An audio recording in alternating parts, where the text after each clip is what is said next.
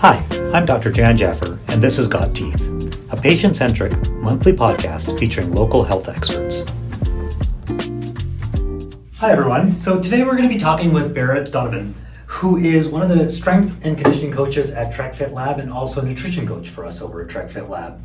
And we wanted to, start the new year out and talk about the things that people always do in January. Classic January. Changing habits, losing some weight, starting to get healthy. And so, I'm in the same boat. COVID hasn't been great. Haven't made it to the gym nearly as often as I should. And people have. Eating habits haven't been great. So, I'm up 10, 15 pounds from where I would normally be.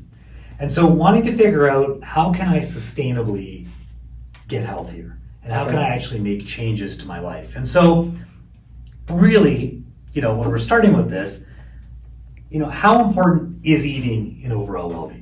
A lot of it depends on energy balance, like your calories in and calories out. Current body fat composition is also another factor. Genetics is also always one. But eating healthy for the average individual is probably should be kind of the benchmark they strive to achieve. And by eating healthy, I mean understanding what foods are more nutrient dense versus calorie dense, just speaking strictly in that sense kind of thing. Okay. Well, we're going to get into that a little bit, so We'd love to hear what you would think about that. So is there a way for me easily to know, how many calories should I be taking in a day? A simple way is take your body weight that you currently are and times it by 10. That's a really rudimentary way to kind of see where you are. A starting point, right? And really that's what we're looking for, is that at this point, what would be a starting point? So, 170 pounds, we'd be thinking 1,750 calories-ish. Bingo. Somewhere in that range, depending, again, on activity level and all the other stuff. So when we're talking about nutrition, when we're talking about eating healthy, you talked about, foods and different types of foods that we would want to eat. And is there, when you're talking to your clients and you're trying to, build a nutrition plan for somebody, what types of foods are you recommending more often, and what types of foods are you recommending to stay away from? It's what habits do you have in place that allow you to move in the direction you want to go. So I'd recommend something like eggs or oatmeal. It could be a protein shake. It depends on the time frame they have in the morning. It depends on what they like to eat. So something that's not McDonald's, and start breaking the habit down and going to McDonald's for breakfast and actually having a breakfast, like a couple boiled eggs, a piece of toast, go to work, coffee.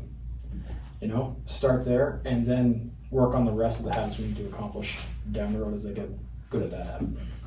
So what habits are you recommending for clients? What are habits that we can build into our daily lifestyle that would make a difference to the way in which we eat?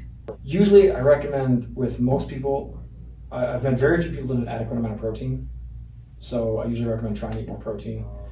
I've met a few people that have an adequate amount of vegetables, so I recommend salads. I've met a few people that had an adequate amount of water, so I recommend more water. So those, I typically start out with, do you eat enough protein? Yes or no? No, let's eat more protein.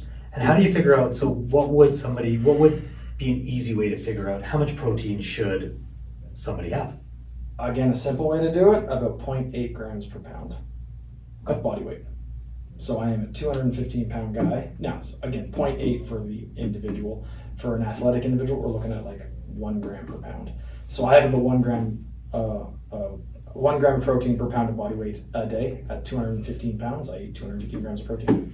And then getting into the habit of tracking your calories. Okay. Understanding where your caloric intake is super important. I've heard that, and I know that sometimes just tracking changes people's habits, literally just writing things down. So do you know, are there any apps that you recommend or ways that we can track what we're eating? Because I know that people just don't realize sometimes how many calories they're taking in, and that's a big part of it. I recommend to pretty much all of my clientele, unless they already have an app, MyFitnessPal.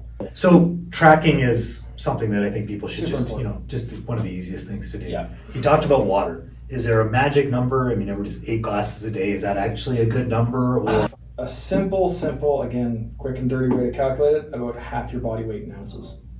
Yeah. So sedentary individual, 215 pounds, I'm having about 107, 108 ounces of water a day. What's a sustainable way to lose weight? oh man, the way that works best for you. Like there's 1,000 diets out there. There's 1,000 people telling you what is the best way to do it. The simplest way that I've found is everything in moderation, including moderation. Having a balanced diet that you can stick to for multiple years, that doesn't feel like a diet. So, for example, if you want to lose weight, then you have to increase your activity level that puts you in a calorie deficit. Okay, so use more calories than you're taking in. Bingo.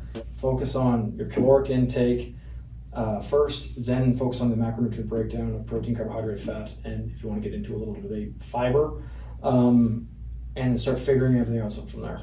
And does MyFitnessPal help with some of that? Yeah, it does. It has a little nutrition tablet, and it tells you the actual breakdown of your protein, carbohydrate, fat. Okay, perfect. Yeah. So are there certain foods that just make sense to avoid? Honestly, for me, it's the ones I really, really like. Generally how that works. Yeah, unfortunately, like you can't really sustain a super healthy diet living off of chicken wings and cinnamon buns.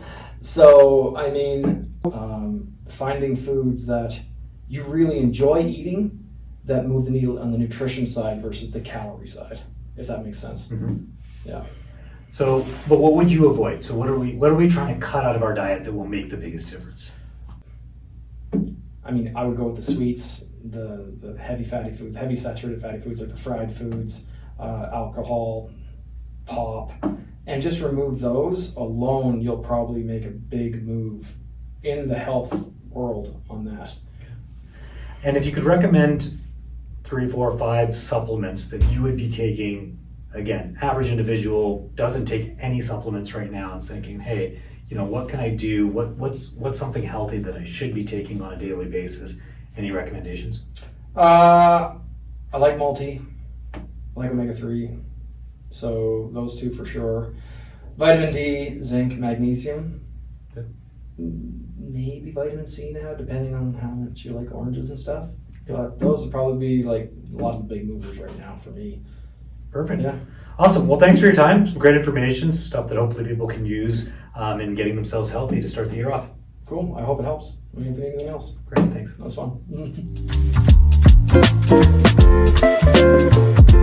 fun.